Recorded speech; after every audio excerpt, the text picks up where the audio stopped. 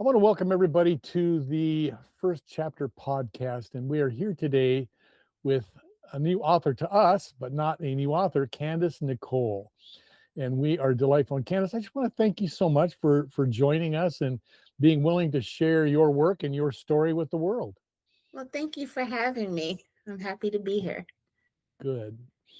So I I listened to the first chapter or the portion of it that you were so kindly to share with me on the book of Sunday Affair, and it was really wonderful. I mean, it was pretty cool. And we're gonna, for those who don't know, we will be sharing that at the end of this podcast also, so you'll get a chance to take a taste of it as well. But share with us, if you will, a little bit of your background and what brought you to the point where you became an author. Okay, so a little bit about myself. My background is early childhood education, and I've did that for many, many years. I ran daycare centers. I had an in-home daycare center. And then 5 years ago, I started a new career in packing and shipping. So that's just a little bit about my normal life. I've always loved reading. I love getting in a book and getting caught up in their world, in the characters, whether I like them, whether I hate them, just having all those feelings. And so, like I said, I've always read. I've always enjoyed reading. I can't get enough of reading. And when I started to write, A Sunday Affair is not my first book. My first book is Made to Love, Carmen and Cooper's story, which is a part of the Made series. And the reason why I started to write that is because when I was reading certain stories about interracial dating, it was always in a negative aspect. It was always a certain type of character coming to save a different type of character. And I didn't like that, because it's like, yeah, in life that can happen, but every single one that I read, it was like the same story. And so I said, I don't like this. What would I like to read? And so how it just came to me, it came through a dream. And I was like, I've never read that. I've never watched that. And so that's how that came into play. But A Sunday Affair, Delilah's Deception, I will be honest with you, it's my favorite book. It's a short book, and I am thinking about rewriting it to make it a little bit longer, but basically with Delilah, she's living a double life. So you know how people say, oh, I'm wearing mask. Miss Delilah wears a mask all the time. So she has this life as a preacher's wife where she has to be, on point. She has to be perfect. She has to be godly, what other people consider godly, but her heart is somewhere else. And so, like I said, Delilah is my favorite character. It's because it's just a drama, but it's also about self-discovery. It's about you have to realize that you have to love yourself. You have to be comfortable with who you are. And yeah, your family and your friends may not understand that, but there's a tribe of people out there who will understand it. So. Very, very interesting. One of the things that I love about doing this podcast is that as I'm meeting authors, we share these common grounds. And there's so many of us that have similar experiences of loving to read, but not always loving what we were reading. Right. Right. That you'd read it and you'd go, they didn't need to put that in there. Right. Or you'd read something and say, well, that's kind of out of character, Mm-hmm. or just outright inaccurate. I remember one book, I give these examples. I apologize to the public here, but that I was reading this book by one of the highest published authors ever in popular fiction. And in this book, she had a dog run alongside a bicycle, reach down, pick up a stick, and stick it in the spokes to trip the rider. Well, no dog is going to do that. Yeah. Now, I'm a very accurate, deliberate, strategic person. That just kind of ruined the whole thing for me. And so I kind of understand maybe a little bit of what you're talking about. And another one of my common rants is against the stereotypes that Hmm. Hollywood, especially, or authors, and I place this on the back of publishers to a certain degree because they know that they've got this pattern that they'll be able to sell. And they don't accept authors a lot of times that aren't in that pattern. They want a certain stereotype, they want a certain thing. And I reject that personally. Professionally, I kind of find it sort of offensive that you can't write about a character honestly as you have experienced people like that to be. If it's not in the stereotype, then you're not accepted, so to speak. So I don't know if you've had that experience or not, but so why adult romance? What attracted you to that genre? Um, because it's not about teeny bobbers. um, adult Fair enough. romance, yeah, adult romance, contemporary romance. It gives me the avenue of I can just write, a story with like mild love scenes, or I can make them hot. So that's why it's an adult romance. And basically it's letting people know it's not for children, you know, Sure. because each book is different and the spice levels are different with the Maid series. But with A Sunday Affair, there's no descriptive spice in it. But it's an adult Right. story. Yeah, we deal with adult topics. Yeah.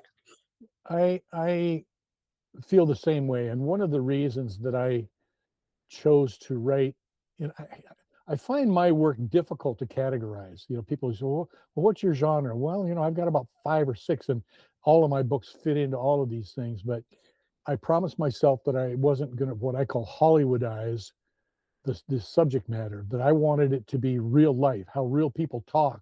And that includes how they talk in the bedroom, or the real things that people do. I wanted to write about that because that becomes part of who they are and when their relationship, right? Right. And I'm sensing that a little bit in what you're saying.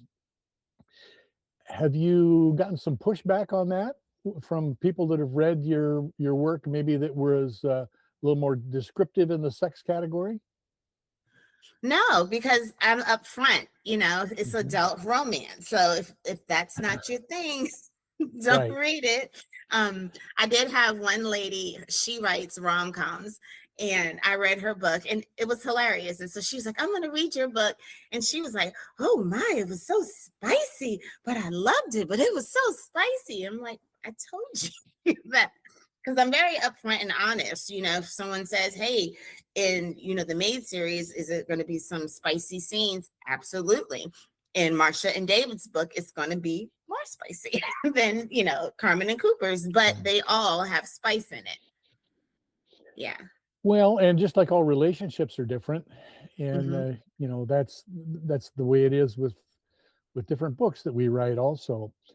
Like you, I'm pretty upfront with people, and I tell them, I say my subject matter is can be violent and it can be sexual. That's the nature of mercenaries and people fighting human trafficking. That's my genre, if you will. Um, but yeah, that's just this interesting. I'm always curious about that. Similar to you, what you just said. When I went out to my first group of beta readers, I purposefully picked some people that I knew to be strong evangelical Christians, and um, they came back to me and said, "Wow, it's kind of sexy, but gee, when are the next chapters going to be available?" So apparently, it wasn't that offensive, right? So anyway, Right. so what was it? So it was your love of reading and the fact that you saw some things that you thought you could do better. That's what brought you to the point of starting to write. Not so much that I could do it better. It was the thought of, if there was a book, what do I want to read? And like I said, it came to me in a Mm. dream. And so then it's like, okay, well, let me write it. Um, and it was just something to do for fun. I wasn't taking it like serious. It was just, I'm going to do this. I'm going to share with my friends.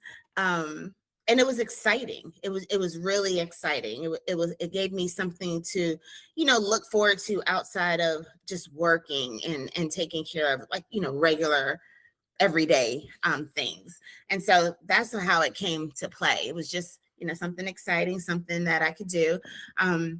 Because even when I was in school, I took a lot of writing classes, story classes. I loved English. When we talked about stories, the rest of English, I'm like, this is boring.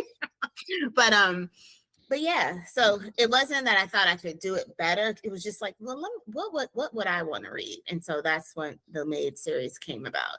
And Delilah's book, like I said, she's my favorite character. Delilah's book is, like I said, about self-discovery and loving yourself and accepting yourself and not worrying about what others have to say, because you have to be true to yourself. And Miss Delilah, she's torn in between two worlds. And so, like, it's based in a church because she's a pastor's wife, and that does come from like personal experience growing up, because it's like a big, huge Pentecostal church. And I'm not going to say names because these are real churches that I was a part of, but like what Delilah is based off of, like, her appearance and the way she carries herself in certain situation. She's based off of a real first lady who I just used to think was just so amazing. She was just so classy and so flashy, and she would she would sing. And so we have those little bits and pieces of her into my character Delilah.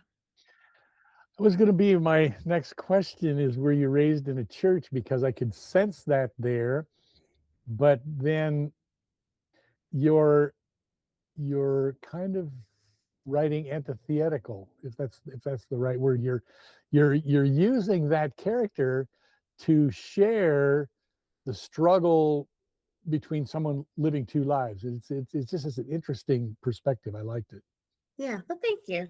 I think because I could have went any way with it, but I feel like it's easier to understand her struggle when it's coming from a strict Christian environment. Now, my book, it doesn't bash Christianity, because at the end of the day, I don't care what anybody believes. I just say be true to yourself.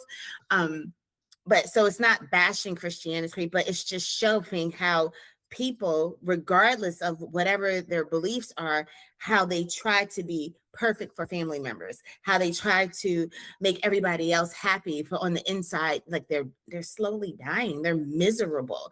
And so then it goes like to that self-love, self-awareness, being like, okay, this is my truth. And if they don't accept it, yeah, it's going to hurt, but it's okay, because there's people out there who will accept me and love me for me. Sure. So when was A Sunday Affair published? When did you publish that? Because you've just come out with a new one a Yeah. few years ago, a couple of years Yes, ago, right? A Sunday Affair, it was a long time ago. Yeah, 2020. Well, it's not that long ago. Come on It now. was like a long time ago. Yeah, 2020. When you take a perspective of the course of history, 5 or 6 years at this point in time seems like a lot of lifetimes, doesn't it? There's been a lot going on. Yeah, it does. And you're And in like, Virginia. You're in Virginia, right? yes, I'm in Virginia, Central Virginia. You started out by writing the Maid series, and then that's MADE series, not MAID. The Maid series, Yes. and that's a 3-book series. Do you have any more planned there? No, because it's the Maid series is about Carmen, Marcia, and Giselle. And so what these books are about, each of them are in their own relationship, right?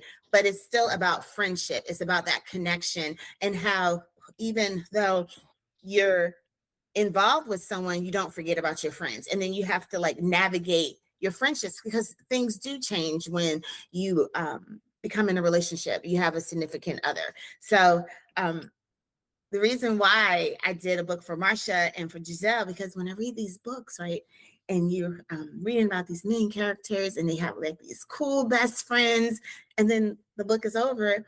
I'm always like, well, what happened to the best friend? You know? And Yeah. so I was like, okay, so we're gonna have Marcia and we're gonna have Giselle, so we know what happens with the best friends. Isn't that awesome as an author when you're developing these characters and and for me, I mean, it literally wakes me up at night thinking, "Oh, wait a minute. Robin and Sam, they're going to go have this adventure. I got to write that down, right?" You know, I mean, Yeah. something like that. It's it is a wonderfully fun experience for those folks who aren't authors. I wasn't for most of my life, and I just discovered that, 5 or 6 years ago, that and now it's like I can't do anything except write. I don't want to do anything except write and do podcasts, and I'm also producing a video series that I've titled Master Class on Becoming an Author, because I developed a system of authoring, and Nice. I'm very systematic as a person, my personality, and I just couldn't find anything out there that I was looking for. Was looking for something I could follow, like almost like a franchise that I could follow all the parts and pieces, and I couldn't find that. So, the psychology of complex female characters. Hmm. That's a very interesting term. Resonated with me a great deal. I happen to be a guy whose books dwell largely on complex and strong female characters. Maybe a little bit unusual, but tell me about that to you, the psychology of complex female characters. What do you mean by that? That they're not just one dimensional. Um, And then, even when we have strong personalities, strong beliefs, people will try to say that women are difficult, or, oh, she's just a woman, she's going through some things. So, we are complex creatures, but we are multidimensional. And so, with that, is like we are strong, we are sensitive, we are loving, we are nurturing, we can be assertive, we can. Know exactly what we want and set our goals and not, be dissuaded from them. So yeah, so it's just like all of everything put together makes us extraordinary creatures. I absolutely agree. I have always said that I cannot really figure out at all why women are attracted to men, because I find men completely boring. Women are so fascinating. The psychology of complex female characters gives you, as an author, a lot to work with. There's just a lot there. Yes, yes. And that's what I like. Because one thing is, sometimes in books it shows women as weak. And yes, everybody has weak moments. Everybody has those moments when they need someone, to wrap their arms around them. But it irritates me when it's like weakness, or they need somebody to save them consistently. Like, no, we are creatures who have backbones. Yes, it's okay to have some support, but sometimes it's like, okay, girl, get yourself together. So it's like we're not victims. And like I said, it's nothing wrong with having help, but sometimes you have to stand up and have your own back. And so that's what my characters, you'll see just different decisions that they have to make, different choices they have to make. You'll see, and you'll learn um how they think and how they process things and how they react to things and why they react to things certain ways. So yeah. The strength of women in a society is something that I agree with you. I do think it is overlooked and it's slighted, and there's a lot of conversation about the male role in protecting. I get it. Okay. I Mhm. think that there's some value there. But to me, this is about working together as a community, working together as a family. And in my experience, those different roles take on different perspectives, right? But so Right. I salute your focus on developing the complexity of your female characters. I think that's amazing. That's very Well, cool. thank you. So, what from here? Where are you going from here with your career? Well, recently I released a new book called Tango Roots. It is my first psychological thriller. I guess I could show the book covers that I have. So, my first psychological thriller is called Tango Roots. And I was like really nervous about writing it because, my other stories are adult romance. A Sunday Affair could be considered like women's fiction. Um, but yeah, so I wrote Tangle Roots, and like I said, it just came out, and basically, it's a psychological thriller. It's all based of something that took place 12 years ago. Somebody was murdered, and now these group of 5 people, they everybody has been living their lives, but now like the truth is starting to come out. So when you're into the characters, you're trying to figure out, well, who's telling the truth? Is anybody telling the truth? And it's multiple personality. I still keep saying personalities. It's multiple points of view. There you go. It makes me laugh when I say that. But anyway, it's multiple points of view, and that was a little bit challenging because with the other ones, it was just like the girl's point of view. Every once in a while, it was always the girl's point of view. So with Tango Roots, everybody's different point of view, and then retelling the story without like repeating yourself, because you're telling everybody's version of what took place or what didn't take place. So, but yeah, so I've had a great, accepting people that have accepted it really well. I had an art team, a street team, and so I'm really excited about it. So you've got the Tangled Roots. Is this going to be a series? Yeah, so it's going to be a part of the Roots series. So it's going to be 3 books. So Tango Roots is the first one, Deeper Roots is the second one, and Separate Roots is going to be the third one. So right now I'm in the process of writing Deeper Roots, but I'm also writing another psychological thriller at the same time. So I don't know which one's going to come out first, but it's super Kind of exciting. addicting, isn't it? It is. It is. So I'm super excited. People have asked if I have any more love stories. And I do. I have 3 books that are, I guess you would say, like almost finished, maybe. I would have to, go back and read it and all that good stuff before I send it off anywhere. But yeah, so like right now, it's just, I think I'm focusing on the psychological thrillers. Do you hit a point where you experience a stall? I hate to use the word writer's block because I don't have that, but there are times when I need to step away a little bit and let a story cook. Do you have that experience? Do you? Yeah, so that's the thing with Deeper Roots. I've been working, and then I'm like, okay, okay, I'm like, I'm a little over this. So then I just pop over to the other one. And so that helps. And so like I had to leave Deeper Roots alone for like a week. And then I came back and I'm like, okay, now we're flowing. Now we're making progress. I focused a lot in one of my classes in my series about this. Writers got to write. You got to keep writing, and even if you experience a pause, you want to keep writing. So have those other stories on the sideline, even just little short stories or novellas maybe. Mhm. And I just find that to be tremendously helpful because for me it does happen sometimes that it's like I'll hit a point and it's usually around 10 chapters and I think, where's this going? Do your characters ever decide what direction the story's going? Yes, I did a video because I was on my way to work, and it sounds hilarious when you say it out loud. Yeah, my character started talking to me. But like anyway, I did this whole video and I said, I'm on my way to work and I'm just as happy as can be. And then one of my characters says, hey, I've been lying. And I'm like, yeah, that's what you do. You're a liar. She was like, but I'm not just lying to you, everybody else. I'm lying to you.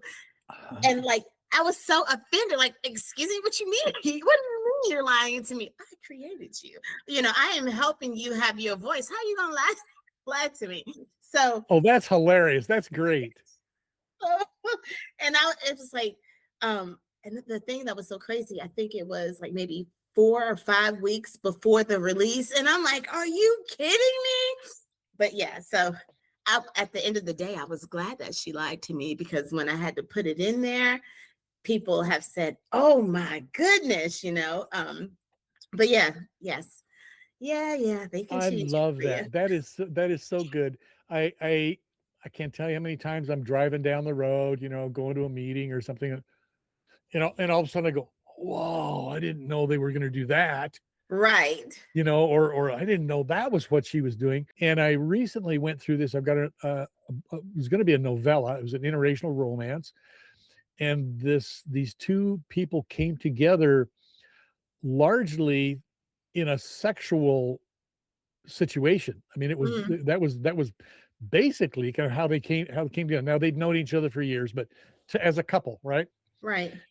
And so then this whole thing developed in this heated, like really hot, romance of these two. And then I hit like the 10th chapter, and it's like, okay, I thought maybe I was done. Hmm. And I kid you not, at 3 o'clock in the morning, my eyes pop open. It's like, whoa, they're going in a totally different direction. And they ended up, moving from Phoenix, Arizona to Arkansas, and meeting a woman.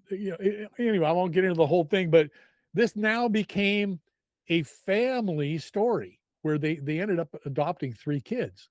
Now, what do I do with the first part of this book, right? I mean, this hot, sexy, you know, story that I wasn't sure might ever see normal publication. But then the thing changed, and the introduction of these kids and whatever changed their entire story, and it became Hmm. really a story of, as you said, redemption and evolution. Authors frequently tell me the same thing. It's like, yeah, I'm not really in control of this. They're figuring out their Yeah. whole thing, and they'll when they figure out their story, they'll let me know, and I'll just record it. Yeah, they just use us. There is a certain amount of that, and I love the way that you said that. You said, "How could you lie to me? I created you." As we end our time here together, and I'm loath to hang up the video because I'm enjoying myself so much. That beautiful smile of yours, you really come across. The camera loves you, young lady. Um, Thank you. so so what would you like to share with other authors, with your audience? What would you leave them here? Um, I guess with other authors, especially independent or self-published, however you want to refer, I would say don't give up. Life does happen. Times life can be challenging as well as it can be joyous, but don't give up, especially if writing is your passion. Don't um don't listen to the naysayers, because at the end of the day, you have to believe in yourself. You need to look in that mirror and say, you've got this. You're going to write the most amazing book, and you're going to find your tribe. You're going to find your people. You have to speak life into yourself, because it can become frustrating. And then even after you have written your book and you have it out, and you feel like, oh, no one's buying it, and I don't know what to do with marketing, just take a step back, take a deep breath, and trust and believe. Like I say, speak to the universe. But so there's going to be people out there who want to help you. There's going to be people who read your book, and they're going to absolutely love your book, and they're going to share it with other people. Now, you may not see it at first, but all this is happening in the background. So you just have to have that faith, and you have to keep speaking life into yourself, and just don't be so caught up with what everybody else is doing. Like, take the time and figure out what works best for you. Because it can feel like, oh my God, all I'm doing is promoting, but you do have to make sure you're staying active in that you are pushing your material out there. But trust and believe, there are readers out there who um, are just absolutely in love with your writing, and they are sharing it. And don't be surprised when you start to get like the private messages, and that's like the best feeling, like, such and such read your book and they sent it to me and blah blah blah blah. So it just, don't give up. And then, readers, support indie authors. We need love and support too. And like, you can support us by, of course, purchasing our books, by word of mouth. And even if you're not a reader, or you come across somebody, there's a genre that you don't read, if you are a reader, you have friends who read, so share with your friends. Repost what we post. Right. Just give us some love. I know. We love our books. We write for us first, Right. right? We write for us. But a friend of mine sent me a picture a couple of weeks ago. She was on a beach in Aruba in a Chase lounge looking out at the ocean, and it's the picture of her legs and one of my books. Oh, I love it. And that's what I told her. I said, "I love you so much. You are so awesome." And just something like that. Just Mhm. that kind of a thing, saying, "By the way, I'm on the beach in Aruba and I'm loving this book." It's Right. like, hey, that'll carry me for 6 months, right? Yeah. It is really a fun thing. I have enjoyed visiting with you and getting to know you a little bit. I'm really looking forward to getting more into Tangled Roots and the Root series, Yes. and happy to promote those. You can come back anytime. And what you'll get here, obviously, Mhm. is this content, and you'll have the links and everything to the podcast so that you can use those also for to share around as part of what we can do as a community to support each other. Also, the more we share, the more people come, the more they see other people's work also. So, True. Very true. um, I think that's it for us today, and I just have enjoyed it so much. And thank you, Well, Candace. I thank you really for appreciate it. having me. I really appreciate it. Sure, you bet. We'll talk to you soon. Okay. Until Bye bye. next time. The alarm clock screams, which can only mean one thing. It's Sunday morning. I hate Sundays. After I turn off the alarm, I open the bay windows, letting in some fresh air to remove the lingering aroma of sex. I decide to lie in our queen-size bed a little longer and enjoy the cheerful sounds of the birds chirping outside. A smile stretches across my face as I watch the love of my life sleeping peacefully next to me. This is how I know there's a God. He made this creature who's beautiful inside and out. My life would be perfect if it were just us.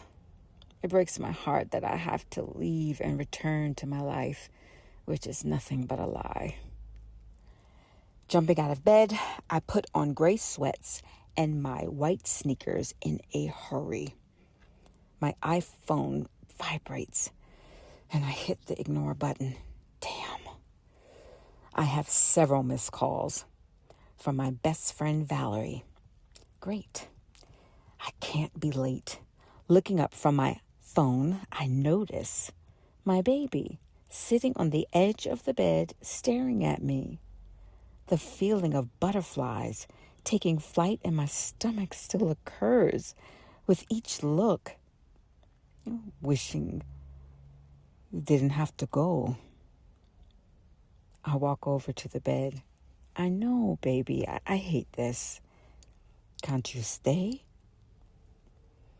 I don't have time for this, but I have to be careful how I respond. Even though I think my angel is perfect, the Latin temper may flare. But then again, my world could come to an end if I miss anything today. I have to get out of here. I place my hands around this angelic face and kiss those perfectly pouty lips. Baby, you know there's no other place I'd rather be. But I can't stay. Please don't give me a hard time. I hate disappointing my love. I will call you later this evening.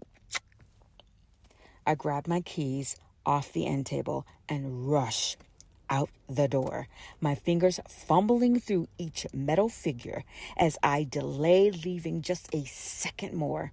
I jump into my silver Mercedes coupe.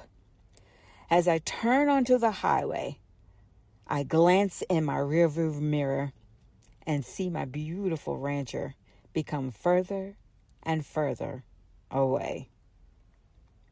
Bye, happiness.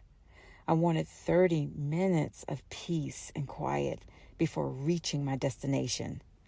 But my phone vibrates. Valerie's porcelain face appears.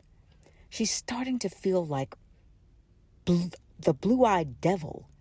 This time, I have to answer. I'm on my way. Delilah, I've been calling you all morning. I know. I was busy. This is getting old, and I'm tired of lying to Brian, Valerie says. Where's your loyalty? I ask. You have it, but this isn't right. Whatever. I'll be there soon. I hang up. Valerie and I have been best friends since high school. We even went to the same college. We were thick as thieves, enjoying life and being naughty girls. She has always covered for me, but since she's found Jesus, she's become judgmental and a bit of a nag. It has gotten so bad that I don't want to spend time with her if it's not required. If it wasn't for our history, I would be worried. She knows better than to cross me, especially if she wants to keep her living her luxury lifestyle. Hell, she needs me as much as I need her. I park in reserved spot, which reads Delilah Battle. I close my eyes for a second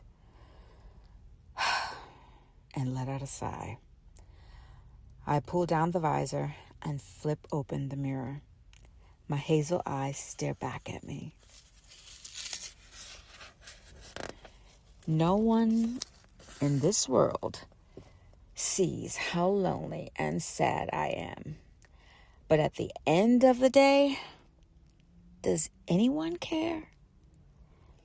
In spite of the lack of sleep, I look pretty decent. My mascara has spread under my eye, making the dark circles I already wear appear even darker.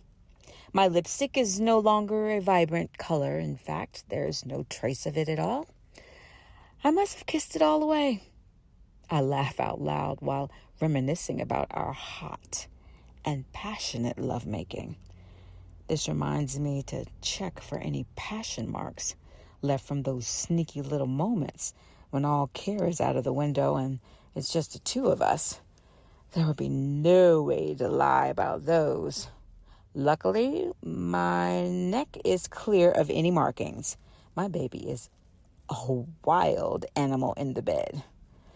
Gosh, I wish I could skip this and call in sick to feel those arms wrapped around me.